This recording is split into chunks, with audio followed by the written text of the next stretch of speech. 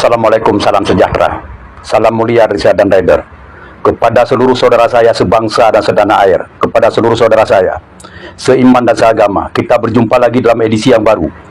Kita bahas tentang pembantaian, penganiayaan, penculikan terhadap warga Aceh yang berada di luar daerah. Imam Maskur 25 tahun, warga Monkelayu, Kecamatan Gandapura, Kabupaten Aceh Jempa, telah meninggalkan kita untuk selama-lamanya. Inna lillahi wa inna ilaihi raji'un.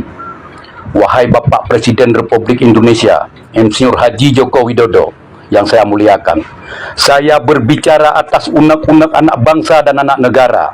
Saya mewakili seluruh lapisan masyarakat Aceh mengutuk keras sebuah tragedi yang terjadi menimpa warga Aceh yang berada di luar daerah.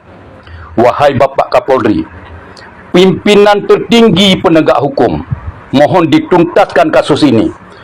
Mohon dituntaskan secara independen. Jangan ditutup-tutupi.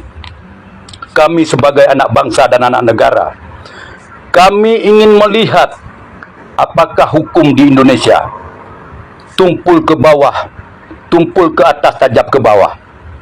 Wahai anggota Dewan Perwakilan Aceh, saya berbicara dengan bahasa lokal. Madum yang na di Dewan nyan budah katuntut nyawang.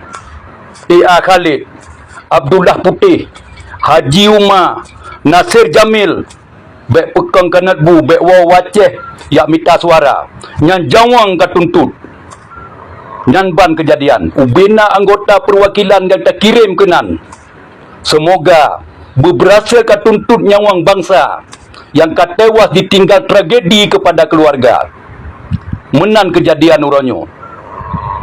Wahai Bapak Presiden, wahai Bapak Kapolri, wahai Bapak Kejaksaan, semua kita berasal dari rakyat, dipilih oleh rakyat, difasilitas oleh rakyat, digaji oleh rakyat, datang dari rakyat, menjadi pemimpin rakyat, harus menjadi pelindung rakyat.